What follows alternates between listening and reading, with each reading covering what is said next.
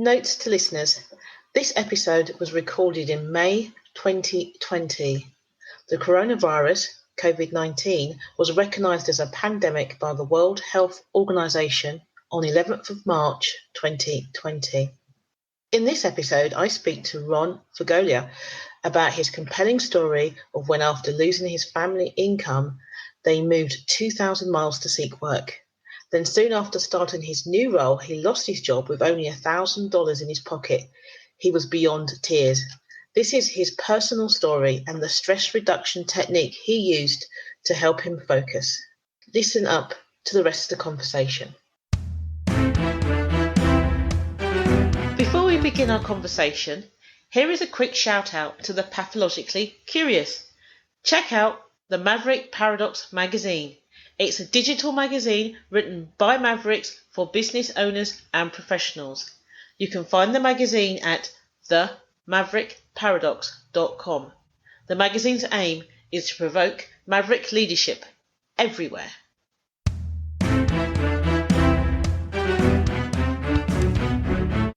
Welcome to the Maverick Paradox podcast, where we explore what it is to be a maverick and discover effective modes of leadership. I am Judith Germain, and my mission is to propel the maverick mindset into a world where character and integrity will ultimately have a higher premium than personality and bureaucracy. So thank you for joining me on this journey.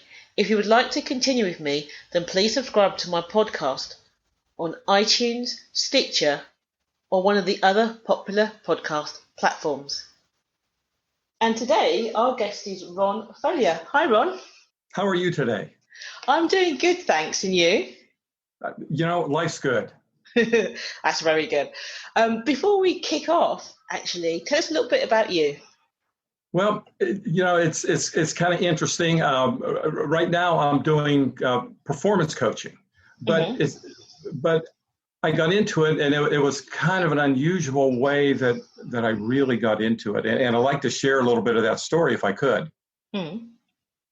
Back during the last Great Recession, 2007, 8, I was consulting for small businesses.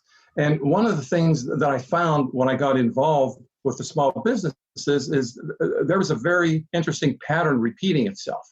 The businesses, of course, were in financial problem.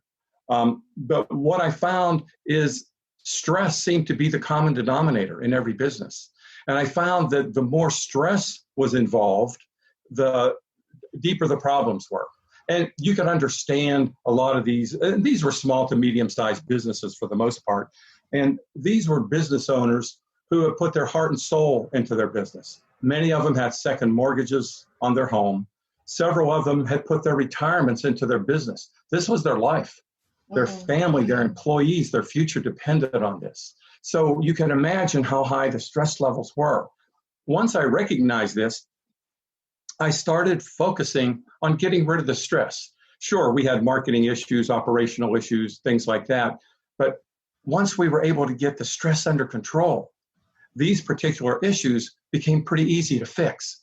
Now, and we were able to help quite a few companies. So, it was very satisfying. It was good for my heart to see these people get their life back on track.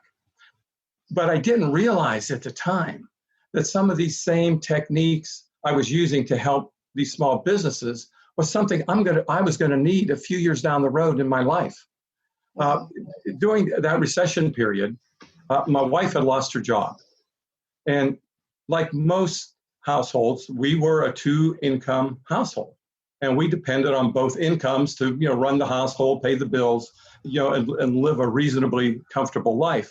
Well, when she lost her job, we found that we couldn't make our mortgage payment. Right. Well, we made the decision that, let's keep our credit in good standing. We'll find a way to work out the mortgage and that stuff. But over a period of the next 18 to 24 months, we had gone through most of our savings, a lot of our retirement, and we end up losing the house anyway. And it was just about at the end of that period that there was a light that appeared at the end of the tunnel. I had a client that I had worked for about 12 months previously contacted me and said, hey, you want to come and help me run the business? Well, it truly was the light at the end of the tunnel. We were thrilled, so we picked up everything. We left, relocated a couple thousand miles away, and started this business. So everything seemed to be falling in place. But then 5 months later, I discovered the volatility of the oil and gas industry. Right. Prices had nosedived. The owner of this business, who had probably somewhere around 80 to 100 employees, literally had to lay everyone off. The gas and oil fields were being closed. The prices were just too low. And I was among those ones he had to let go, which just made sense on his part. Of course. I have to tell you, I'll never forget that feeling, driving home, having to tell my wife that I had just lost my job, realizing she's been unemployed for 2.5 years. So I walked in, I looked at her, she looked at me, she knew immediately something was up. The feeling in the pit of my stomach, and to be honest with you, Judith, we were beyond tears. It wasn't about tears. You see, we had done everything by the book. We followed all the protocols that society and tradition tells you to follow when you're in those situations. And we were looking at each other in disbelief. We were literally in shock. Yeah. And without exaggeration, for the next 2 days, we spoke very little to each other. I mean, we were just walking around like, we were in a daze. But it was at the end of that second day that, a light went on. I heard this voice that says, start using what you just helped those businesses with. And it was a struggle. I can't make it up. I can't lie to you. It was a struggle because we were in a deep, dark place. Because what had happened, we were both unemployed. We had a car that needed transmission work. We had less than $1,000 to our name. And in 2 weeks, we were going to be homeless because we didn't have money to pay the next month's rent. Ron, that's an awful thing that happened to you. How did you deal with the stress levels that must have generated? Yeah, the stress was truly overwhelming.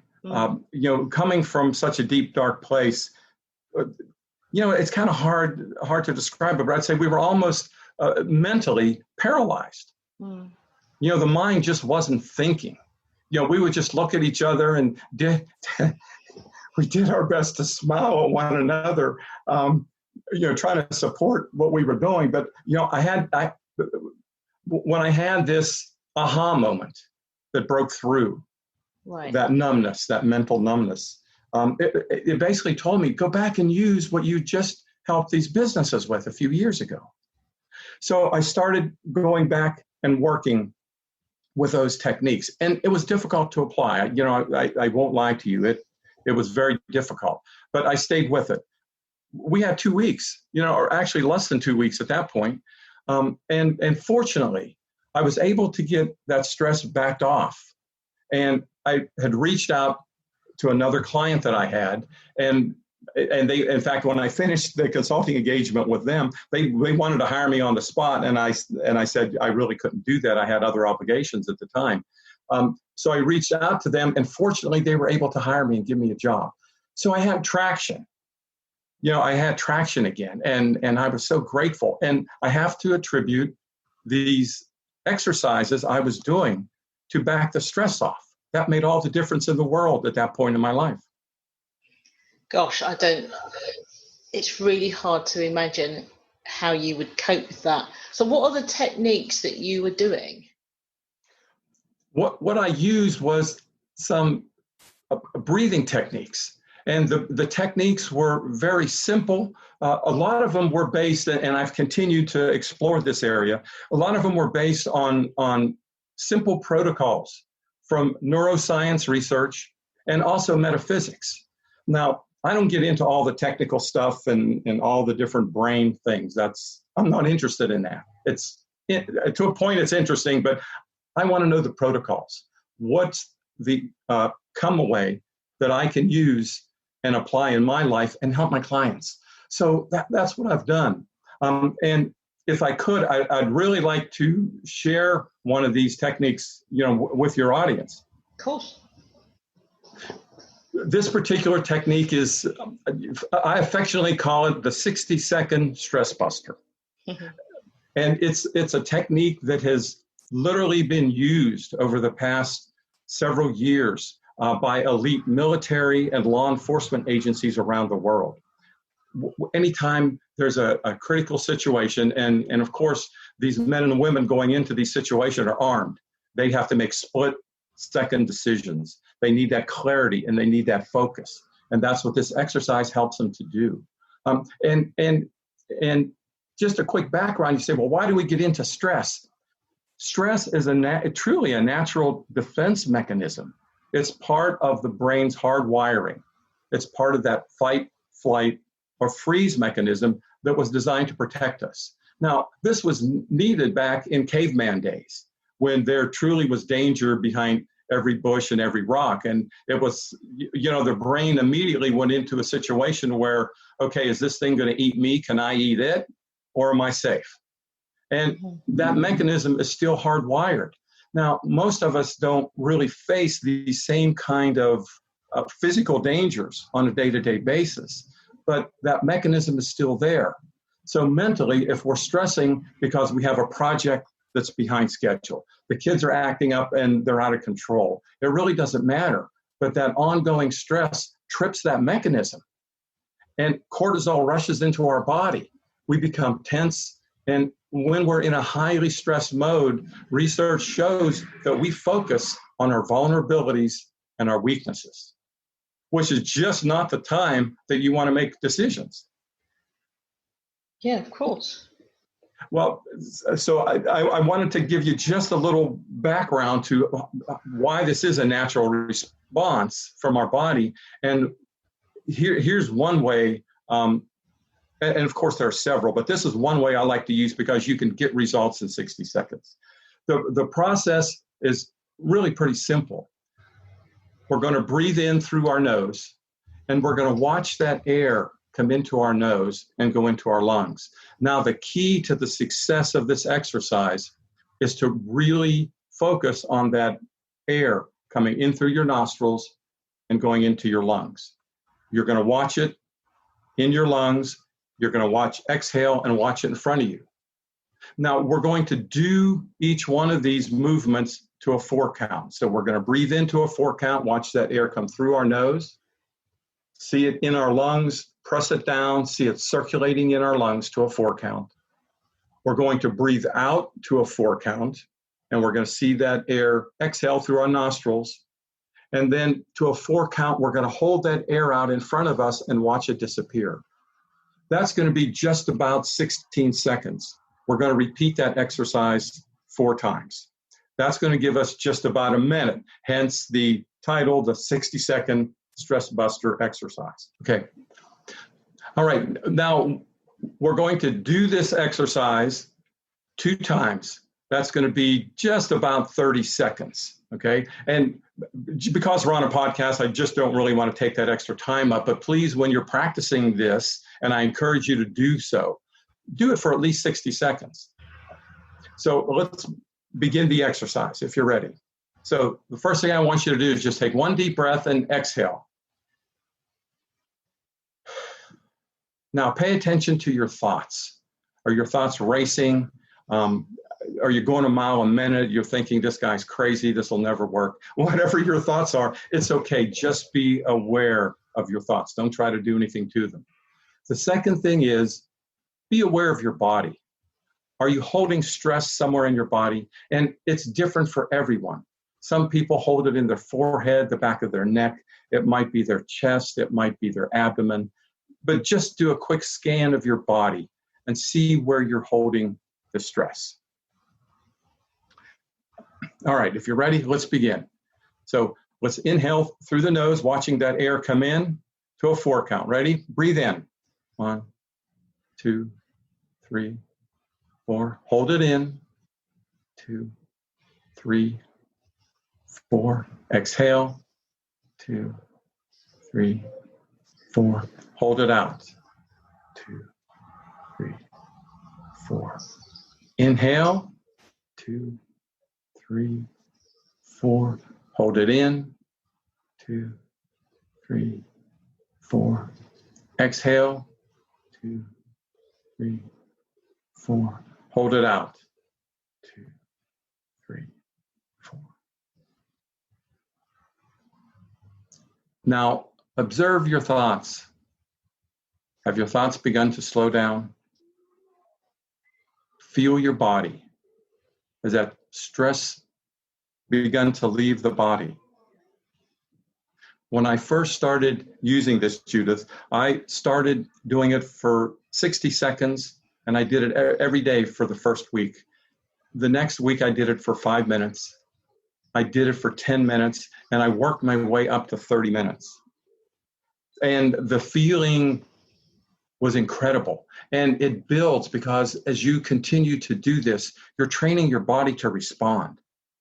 We'll caution everyone, if you're going to do this for more than 60 seconds, your mind's going to wander.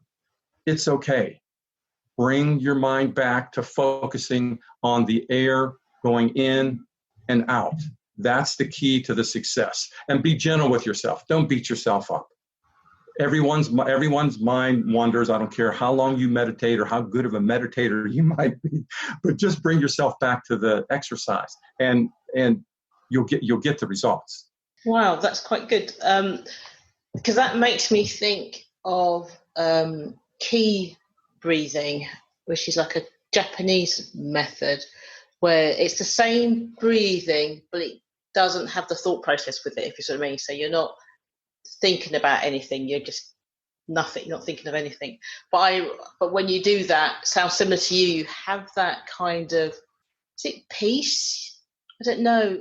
You just feel really good, energized as well, don't you? You feel like you could run a marathon or something like that afterwards. So I can definitely see how useful that is, and it's a good calming strategy. Oh, yeah, absolutely. I wanted to agree with you. And, you brought up a very interesting point that physically you're energized. And where my focus is on the mental side of it. Because once you slow your thoughts down, you now have the ability to tap your intuitive intelligence. And this is a gift that is always working. That intuition is always there for us. It's a part of who we are. It's our connectedness. And that's a gift when we understand how to use it and how to tap it. And the way we tap that, Judith, is by understanding the power of our spoken word. I mean, there was a time when the word was spoken and worlds were created. And then we were told that we were created in that same image and likeness. And those words have never been truer. And that's what science today is validating, that our words create our life. Our thoughts create our life. And we're never taught that. If they would teach us that in kindergarten or first grade, we'd be so much farther along as far as the development of humanity and society.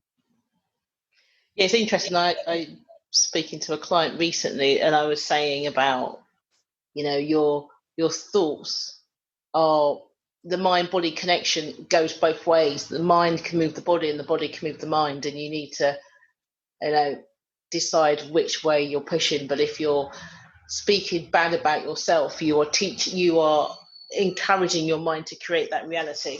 So, if you're saying, I am rubbish at doing this, your cognitive mind will find a way to make sure that is the case. Your subconscious mind will make sure that, it will find a way to prove you right. So you have to be very careful about what you say to yourself. So how would you recreate? Because I know one of the things that you talk about is that there are steps to proactively recreate or change your life and your business. What kind of steps would they be? What I just shared with you, this stress reducing exercise. Well, half step, let me back up. One of the things I really focus on with all my clients is we want to define your vision, your values, and your goals. Once we're clear on that, what I like to work on then is how we're going to get you there in the next 6 to 12 months. Reducing the stress and getting that focus is the key. Habits, we all have habits, but we get kind of lazy with our mental habits. And that speaks to the point you just mentioned. How do you get your clients there? It's by reshaping these mental habits. The power of our thought and our words and our attitudes. So just like you said, if we always condemn ourselves and say we're terrible, life brings us more stuff that we're terrible with. If you want to go shopping in the day when you could go shopping, and you say I never get a parking spot. Well, guess what? Whenever you do go, you're going to circle and circle until you find a spot. It's going to be true for you. But at the same time, let's say you're looking forward to a girls' weekend away, in the woods with lakes and peace and all this other great stuff. You're looking forward to it. I can almost guarantee you're going to have a great time because you're pre-paving your path. You're pre-paving what you want. And this is the power of our mind, that once we understand that, we can create the business and the life we really want. And I'd like to speak just quickly to one more point. You talked about the body. The body really controls a lot of our life, but it's our thought processes that put those programs in the body. Okay, that makes a lot of sense. So are you proposing then that the key to success is to reduce the stress that we have? Is there not more to that, or is it literally just reducing stress? Reducing the stress is the first key. Once you reduce the stress, you can make better decisions, more powerful decisions that are going to serve your life. One of these decisions is your intention to create these new mental habits, to create your goals, to serve your goals. We live in the plane of manifestation. The spoken word, our spoken word has power. So, and it goes beyond someone can say, well, okay, I do affirmations all the time. No, it's more than affirmation, because the key to the empowerment of the words, the empowerment of the thoughts, are our feelings. Gratitude and visualization are two of the keys to create the end result. If my end result is, let's use a monetary end result for a moment. Let's say I have a business and I want to make $5 million in the next 12 months. Okay. Now, obviously, you have to have a reasonable starting point. But let's say you're at 2 million or 3 million and you want 5. You have your goal. You got to have that mental process. But I take my clients one step farther. What I'll do is I'll say, all right, now you want this money.